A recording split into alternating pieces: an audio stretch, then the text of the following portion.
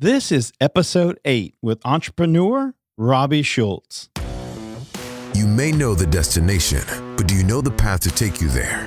This is Profits to Wealth. We shorten the time it takes for entrepreneurs to find true success through guided conversations alongside industry elites. We'll cover your commonly asked questions and dive into the skills, tactics, and lessons learned from business professionals who've turned the industry on its head through experience, critical thinking, as well as practical money management. It's time to talk business, money, and freedom with your host, Jack Marino Jr. Jeff Bezos said, "We see our customers as invited guests to a party, and we are the host. It's our job every day to make every important aspect of the customer experience a little bit better." Welcome to Profits to Wealth. This is your host, Jack Marino Jr. Today on the show, I interview my father-in-law, Robbie Shoults. Robbie is the president and co-owner of Bear Creek Smokehouse, a 77-year-old premium smoked meats company located in Marshall, Texas. His passion for people and ability to build deep and lasting relationships has put him on some of the biggest shows on national television, including Beat Bobby Flay, Rachel Ray, and The Today Show. In this episode, Robbie shares how his family started Bear Creek Smokehouse in 1943, what it looked like then, and how it looks today. He also shares his passion for food, family, and faith, which he attributes Bear Creek's longtime success to. What I think is most interesting about this interview is Robbie's ability to grow a 77-year-old company by building deep, influential relationships and his vision to create customer experiences rather than focusing on selling products or commodities. Be sure to listen to the end where Robbie shares how listeners can visit him and experience what has attracted customers across state lines to see. Welcome to the show, Robbie. Hey, thanks, Jack. I appreciate you having me this afternoon. I look forward to visiting with you and hopefully sharing some things that will be valuable to all the people that are going to be listening. I'm sure it will. I've been excited about doing this for some time. I know you and I have talked about this podcast that we were going to do for probably 6 months or more. It's pretty hard to corner the head honcho. Well, we finally whittled out some time. We sure did. Over the holidays is a good time to do that. But I wanted to let our listeners know, normally we record live from the music capital of the world, Austin, Texas. But today we have the opportunity of recording this live from Marshall, Texas, or AKA, as you like to say, Bear Bottom, Texas? Yeah, we'll be more specific. We're in downtown, beautiful downtown, Bear Bottom, Texas. Bear Bottom, Texas. If you listeners haven't had the opportunity, you're really missing out. This is one of the best places to visit, I believe, in Texas. I might be partial, but... Well, we used to tell everybody this was the best kept secret in East Texas, and now we're letting the cat out of the bag. Well, I thought we would start out today by beginning with, how Bear Creek started. Oh, yeah, I sure can. How many hours do we have? It's a long story, Jack, and I'll try to be as brief as I can, but I think it's important for the listeners to know, just how we did start and how many generations are involved. It started out, my great-granddad was born in the late 1800s, and he began buying up land in Harrison County around turn of the century, a little after. And he bought about 2,000 acres over here in East Texas, and he told my granddad when he was a teenager going to school in Hallsville that he would give him the land if he would work it. Well, the only way to get over here to the land from Hallsville, where they lived at the time, was horseback. So my granddad used to ride over here on a regular basis on horseback from Hallsville, which is about 17 miles, I guess, roughly through the woods, and come over here every day. And he would meet locals that lived out this way, and they'd use crosscut saws and horses and mules and that kind of stuff. And they cleared the land so that he could begin a farming operation over here. So anyway, I'm going to keep going here. He started out, they built a house over here for him and my grandmother, and they started raising cotton and corn over here. Yeah, you may think that's funny, cotton in East Texas, but they actually did used to graze cotton over here in East Texas. And of course, he had cattle and hogs and all that kind of stuff too. So it was, a complete working farm. He actually had a garden too, where they sold vegetables and all that kind of stuff. We have something in common. My family, my dad's side, when they settled here from the Big Boot, Italy, they came through Galveston and actually in Bryan College Station. So, maybe 3 hours from here, still considered East Texas. They had big cotton farms there and a cotton gin and everything. Right. Well, times were kind of squally back then and looking for a better way to feed the family. And he had an uncle that was an ag teacher out in Grapeland, Texas. He told my granddad, he said, Hick, you can put more pounds of gain on a turkey per pound of feed than you can with cattle and hogs. And he said, you ought to try raising a batch of turkeys. So my granddad and grandmother, the first year, 1943, many moons ago, they just a few. Yeah, just a few. They got about 640 turkeys that first year and started raising them. They got the babies in, and you got to remember, this is a huge learning curve for my grandparents as well. They got these day-old chicks in and trying to figure out how to make them eat and all that kind of stuff. They were dipping their beaks in buttermilk and then dip it in the feed, try to, turkeys. I got to use this to interject one of the funniest things my granddad ever said, and we have this quote on our new store. He always said the only thing dumber than a turkey is a man trying to raise them.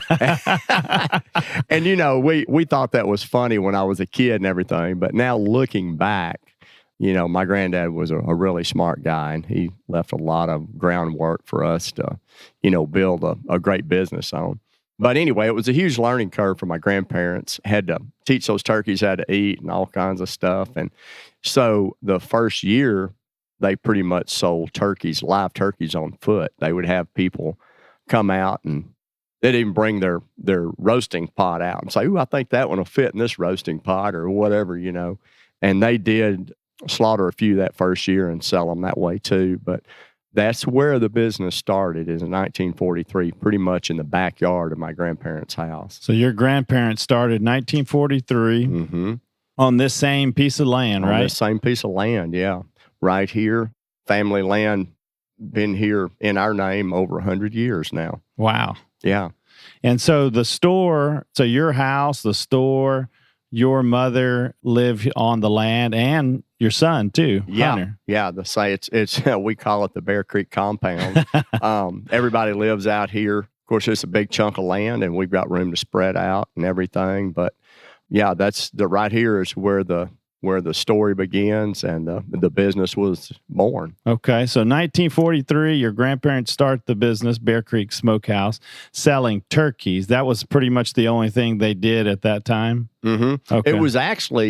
It was back then, it was actually called Shoults & Son Poultry and Livestock Farm. And several years later, they renamed it Bear Creek Smokehouse. Okay, where'd the name come from?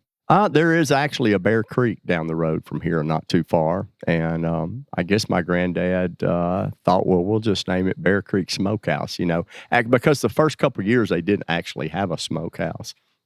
They were just selling these turkeys, fresh dressed and on foot. So, so they weren't even barbecue or smoking them at that point. They weren't smoking right in the very beginning. Okay. It was just a few years later when they began smoking. Okay. So when did you start in the business then? Well, Jack, that was many moons ago as well. It wasn't 1943. No. I tell everybody I've been here a long time, but I took a few days off. Anyway, I started probably, and this is back in the day when families all had to pitch in and had to help and do their part and learn the business and all that sort of thing. So I started helping when I was around 6 or 7 years old.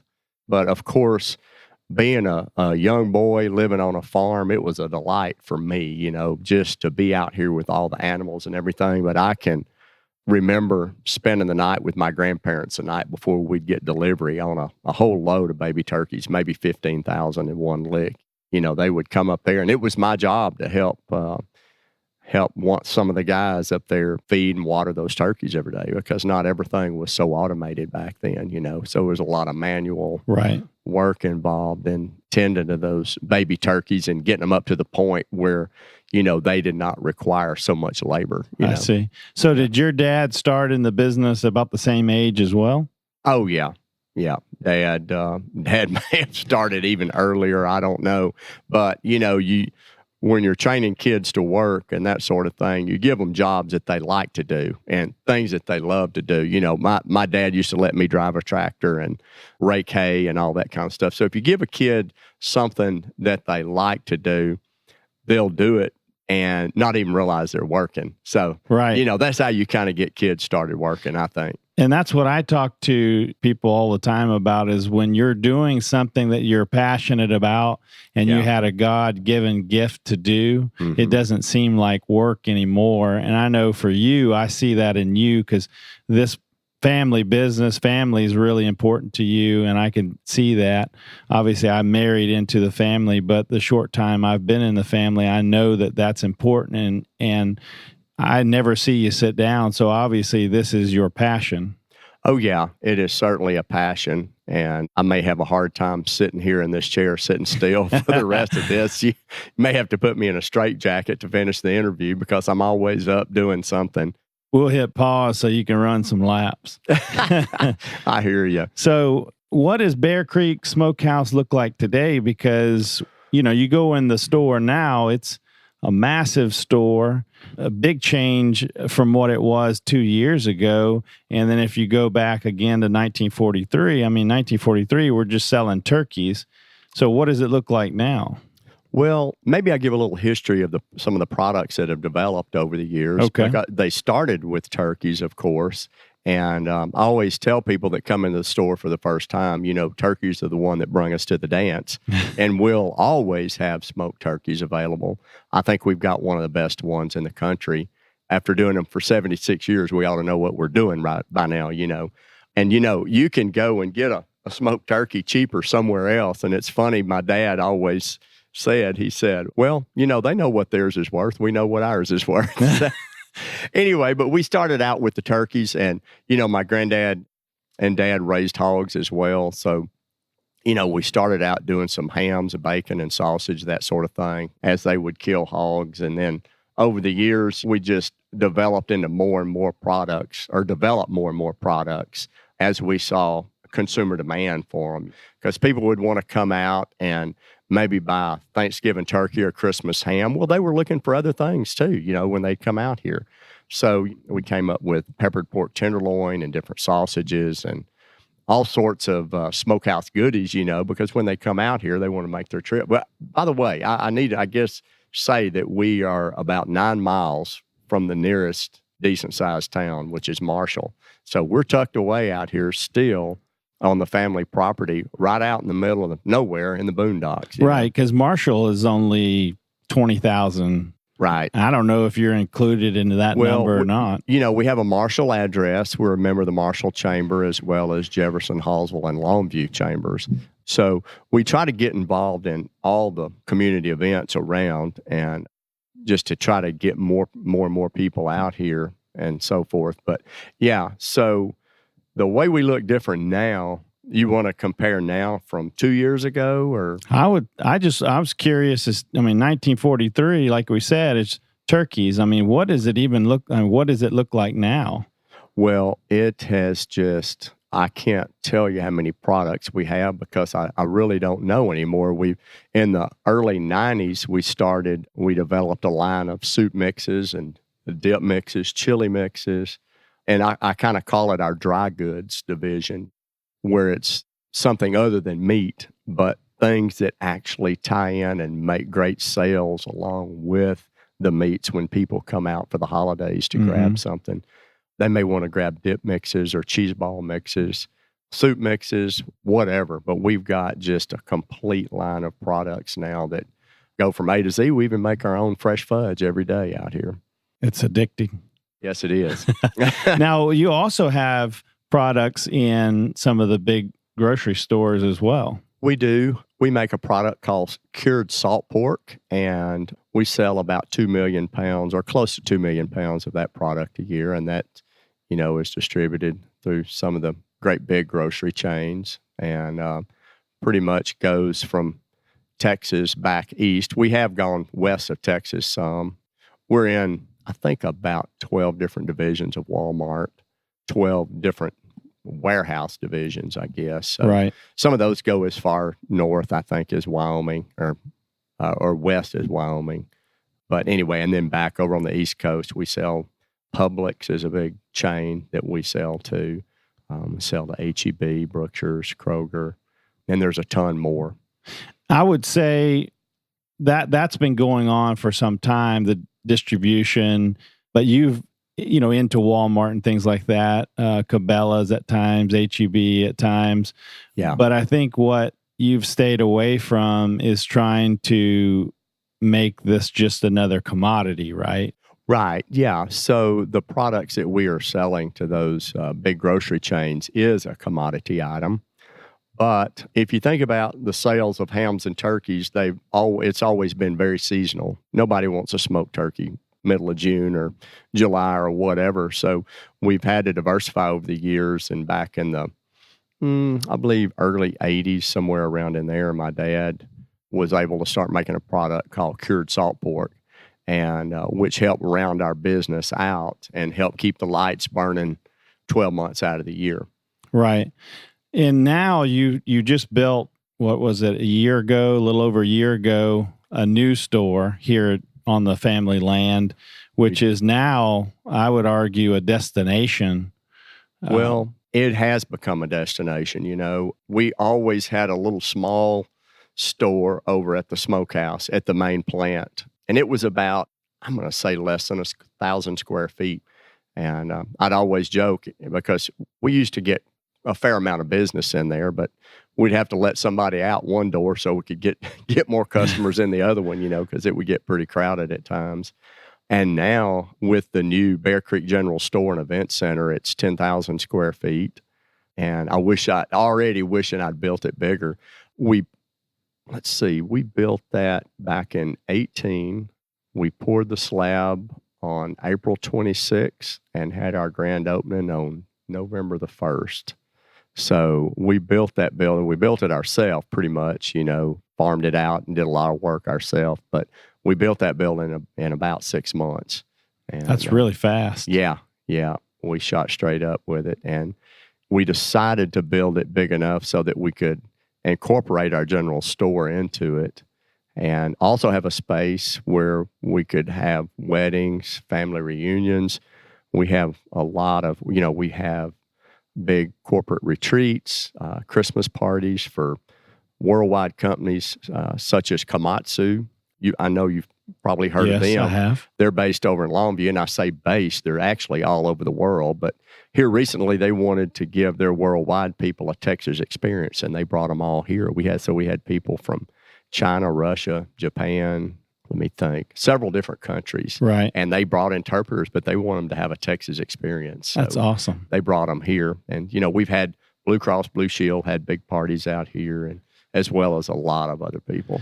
So it's still the smoked turkeys, it's sausages, pork tenderloin, right, all the smoked meats that you're known for. But what you've done is now you built a really big store that now you can do events in there. I know right. You've had fundraisers, you've had musicians in here, concerts.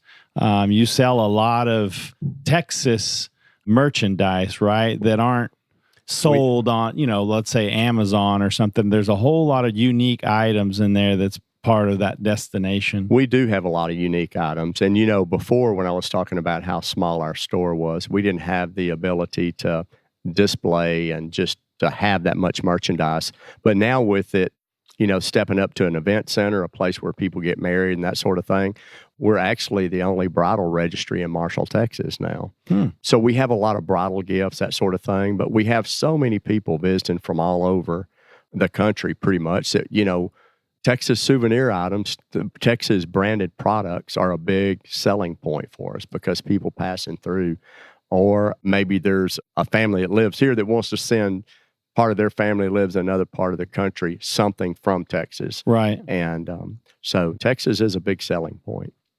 It is, but I think what's fascinating about this story is that you obviously know that there has been a big shift in consumer trends, right? We order a lot of things instantly from our phones, and then basically can get that shipped in a matter of, in some cities, that same day. So the demand has really changed. The consumer landscape has changed, which has caused some retail businesses, or a lot of them actually, and some really big ones, some icons, to go from basically the top to now the graveyard. Right. And you're doing something different because Bear Creek is 76 years old, and the company, and I'm just curious how you've evolved over time to not only survive, but the business is booming. It's thriving. Yeah, it is. I guess something that I might mention, because we haven't touched on it yet, is that Bear Creek is a mail order company too. We sent out this year about 250,000 catalogs to people, pretty much all over the country. And we, for the people that can't get out to Bear Creek, we can drop ship, a smoked ham or turkey out into the FedEx or UPS, however you want it shipped, and arrive at your doorstep. Now, getting back to the way you were talking about how some of these companies are delivering the same day and that sort of thing, we're stuck so far back here in the woods. I'm kind of like my dad on that. I don't pay any attention to those folks too much. Our business is better than it's ever been, and I think it's because we're creating an experience for people out here now. And there are still people out here that want to have an experience, a shopping experience.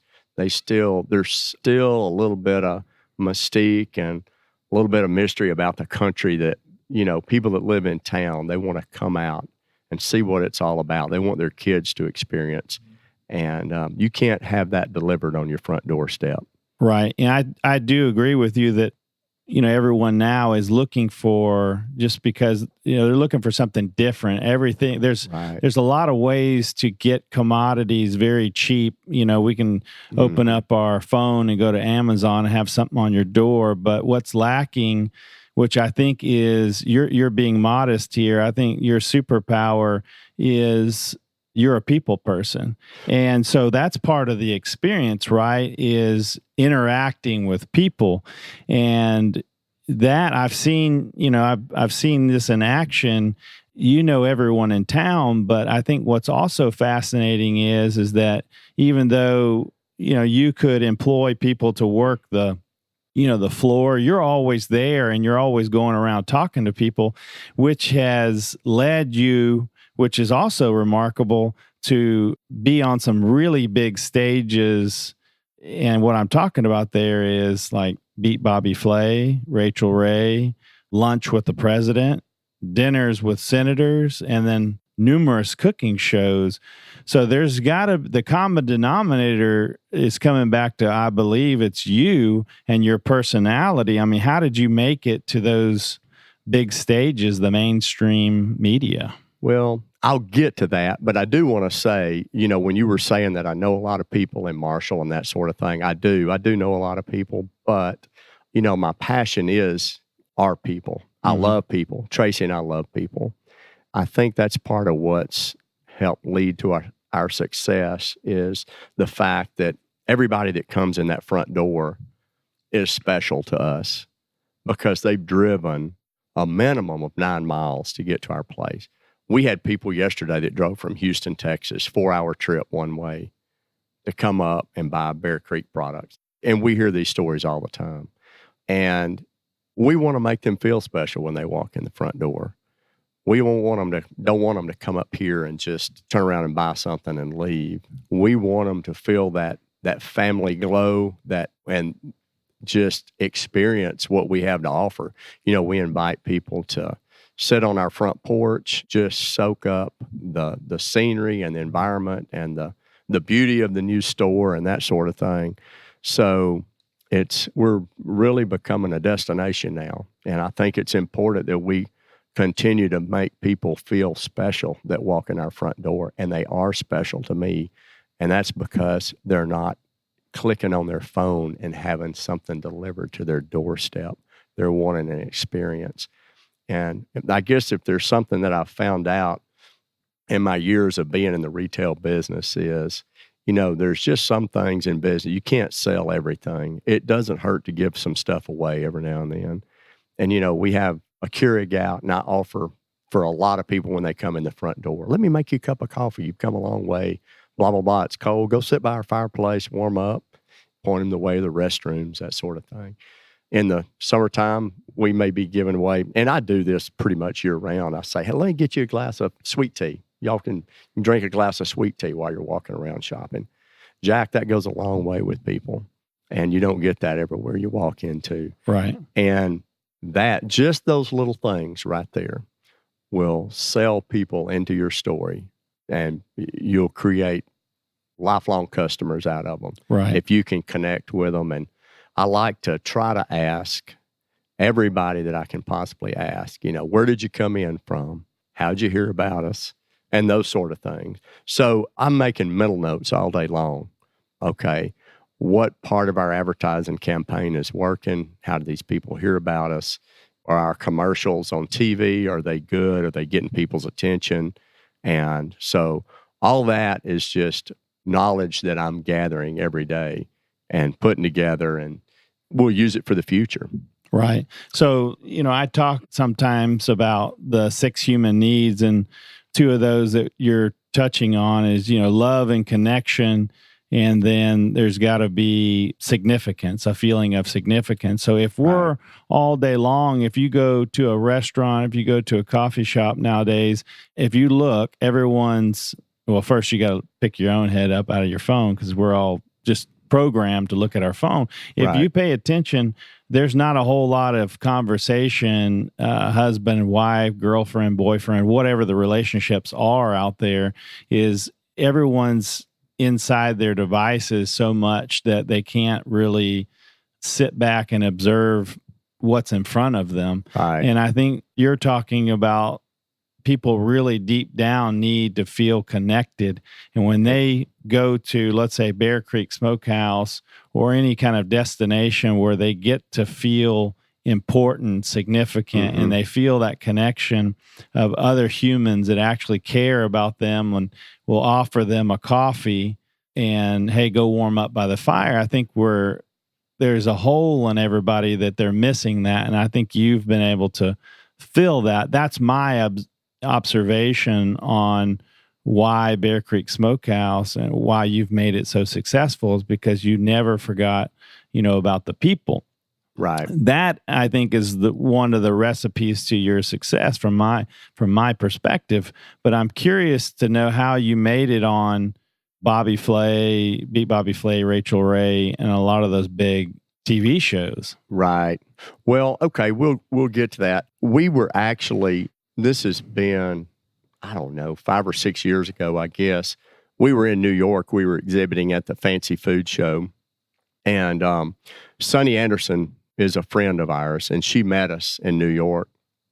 And we were at the show one day, and we happened to be walking through the lobby, and Sunny was driving us, I believe, back to our hotel or something. She hollered across this big atrium out in the Javits Center. We've been there together. Right, we did. It's huge. It looks like there'd be 1 million people in there at one time. She hollered across the way over there, brought somebody over to us and introduced them to us. And I won't give her name, but we talked for a while and had a good visit and everything. Well, as it turns out, she was Rachel Ray's head producer. And so I guess that's kind of where it started out. Maybe she saw something in us, and we got invited to go be on the Rachel Ray show a couple of different times from that. And we're always pitching ideas at them and different people and trying to get that national exposure, because I tell you what, it's crazy. Some of those episodes that we've done on Rachel Ray have aired numerous times.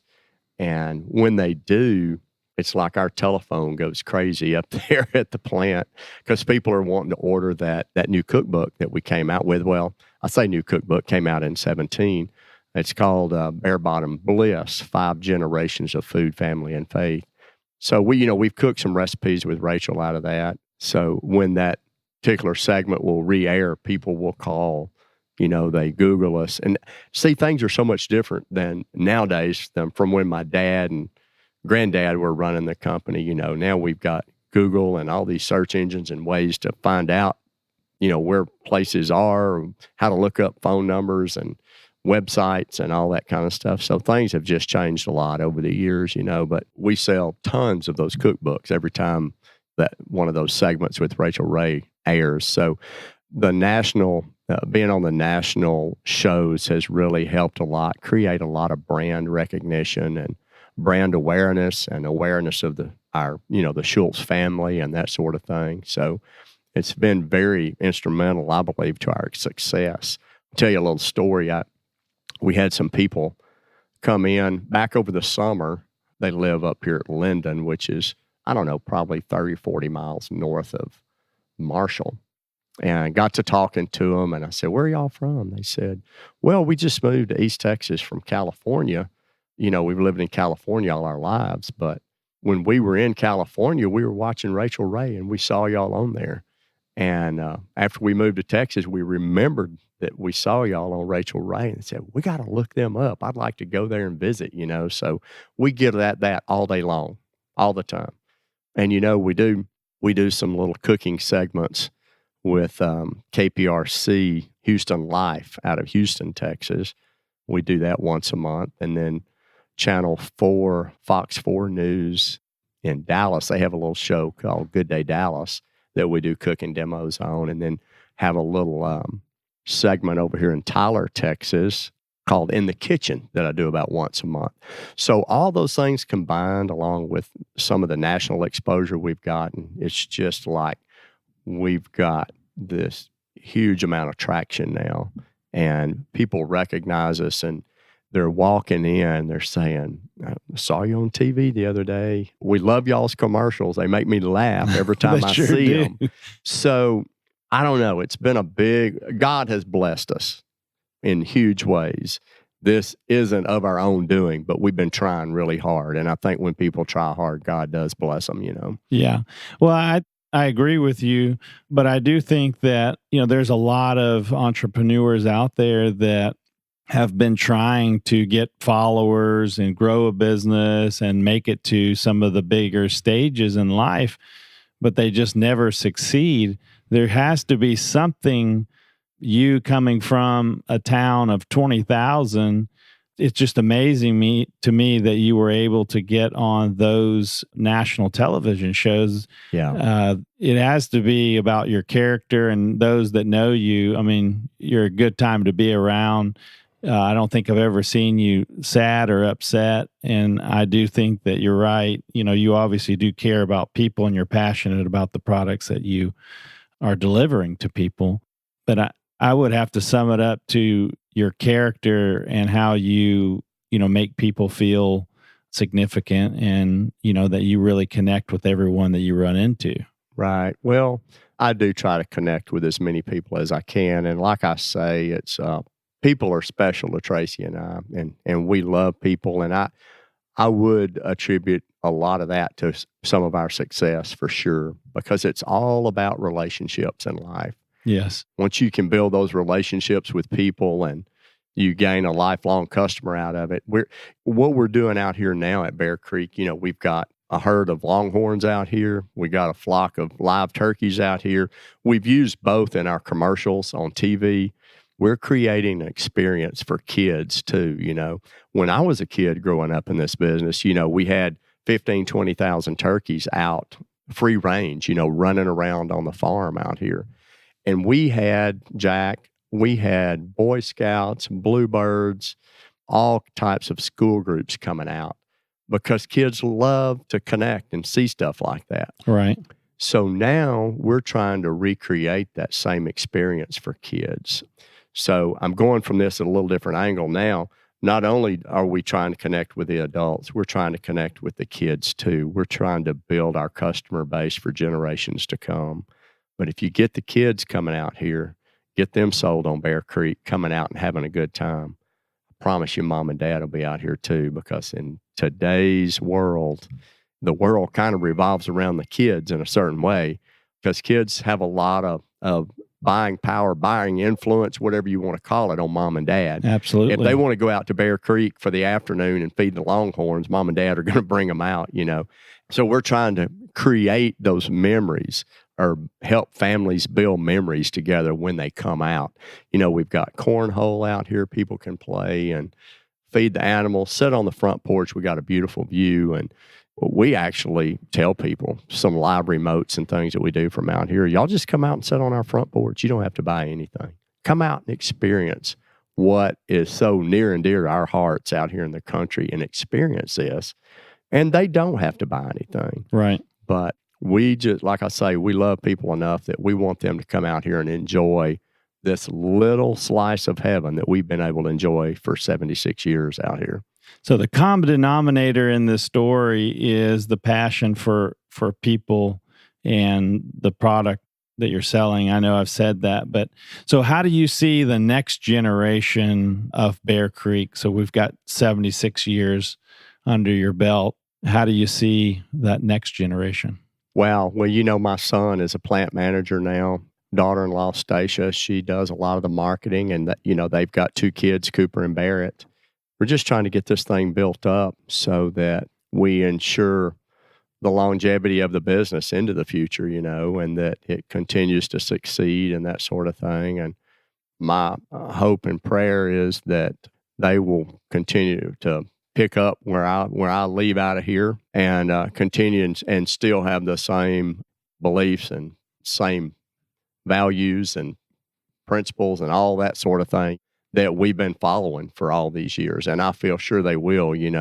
We've got a lot of new ideas for Bear Creek coming up, and won't talk about any of those yet. I'll share them with you later. But I've got some good ideas coming up that I want to create some more moving parts and some more experiences for people and families, and to keep them coming out. Yeah, I know that you and we've talked about this before, that we're both visionaries, that we do love to create new things, and we're always thinking. I know that, like your labels, everything within Bear Creek is got, your touch on it. And it's just amazing what you've been able to take, again, from 1943 selling just one commodity now to making an experience, and still maintaining those core values along the way. So I think that's remarkable. And I think that, listeners should really heed the wisdom coming from the podcast today, that you have to have that passion for serving people. You have to care about what you're doing. It's hard enough to succeed. I mean, half the businesses don't make it to their 5th year, and here you are 76. So amazing job. So how would you suggest that listeners contact you? Well, they can keep up with us on Facebook. We've got a huge following on Facebook. Can check us out on our website. And you can always call in. We know we have an 800 number. We've got a pretty comical little You do. little recording when you call in, try to figure out who you want to talk to, But yeah, we're all over Facebook and social media. I think Stacia does Instagram and that sort of thing too. A lot of things that I don't know how to do that they handle, but we provide some of the material for it. Well, yeah, you got the material and then you delegated that out. So, Yeah. Okay, well, I'll make sure to put that in the show notes as well.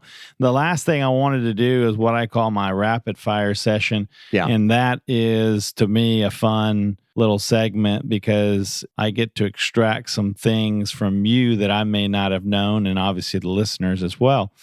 So everyone calls you the head honcho. On Beat Bobby Flay, they called you the head honcho. Where did that name come from? Well, it's just a fun little title I came up with. I actually, when people come in, they ask if I'm the owner, and I say, no, I'm the head mop pusher, because that's usually what I'm doing when people show up.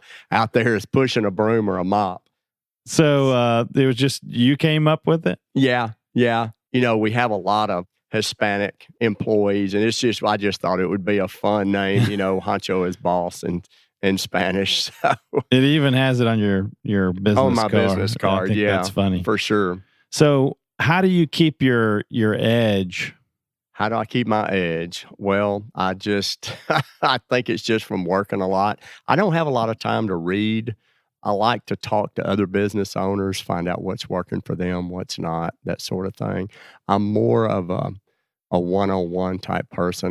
Like I say, I don't do good reading. I don't watch TV at all. So I think maybe my mind kind of keeps me sharp too, because a lot of times I'm at home, I'm just by myself. I love coming up with new T-shirt designs, that sort of thing. So I like to do a lot of that sort of that creative thinking. And I think the more time I have for creative thinking, that's maybe what kind of keeps my edge going. Yeah. Well, that, you spoke about something that we believe in too. It's called the mastermind concept, where two or more business owners get together and put their heads together. And that's what creates this mastermind. And that's why we created Profits to Wealth Mastermind as well, where we put business owners in a room once a month to really uncover the secrets that are working well in their business that can work well in other businesses.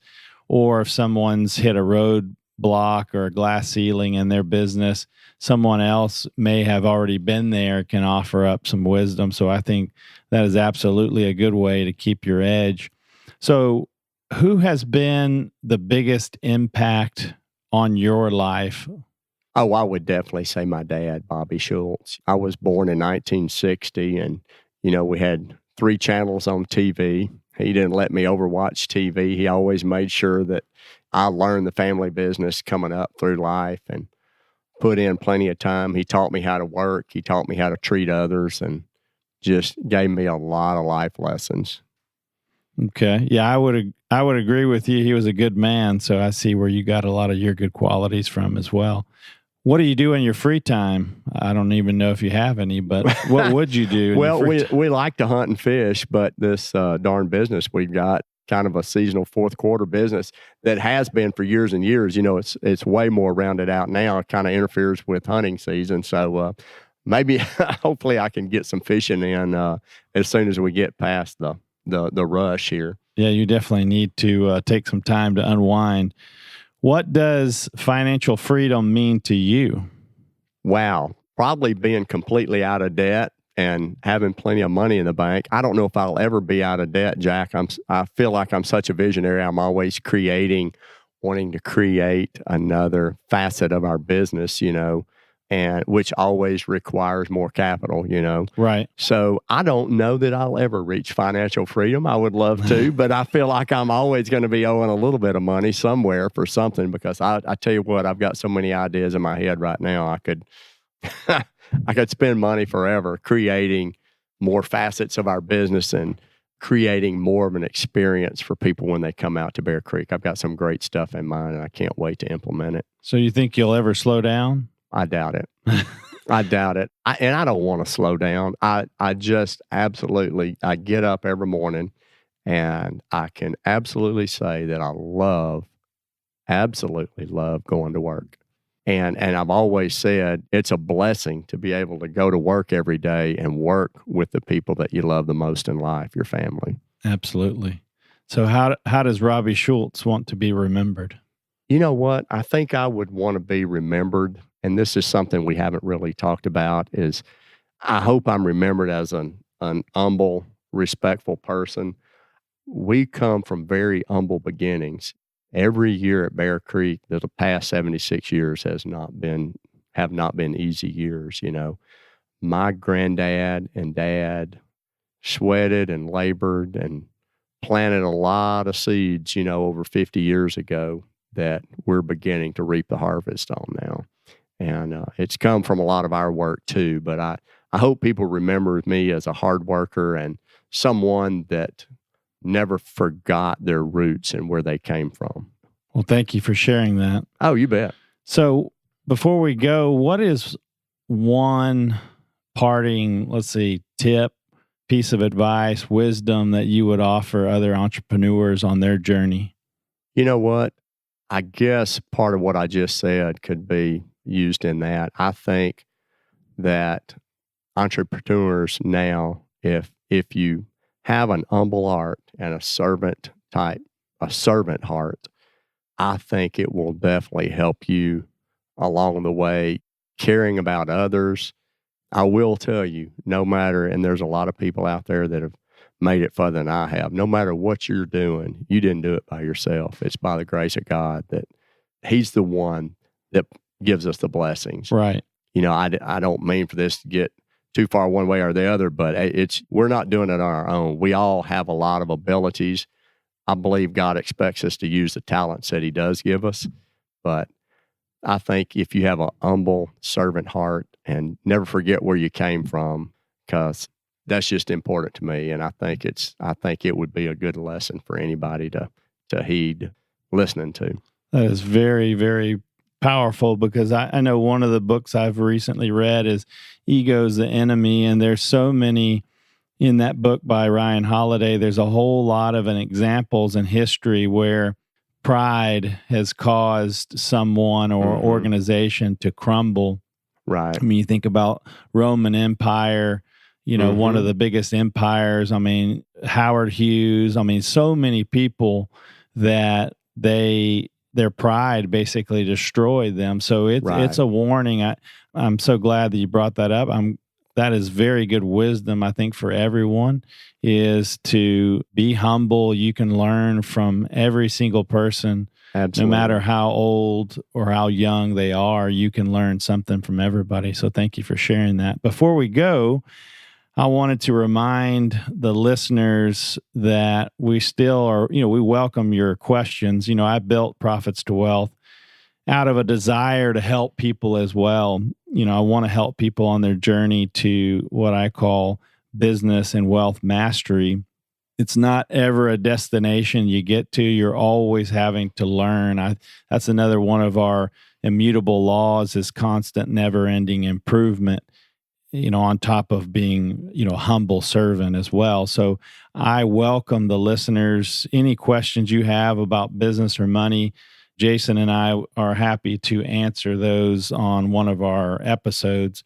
So you could go to profitstowealth.com/contact, and there's a little form you can fill out to contact us there. So Robbie, thank you for sharing your time and your wisdom today. It's been fun, as every time I'm with you.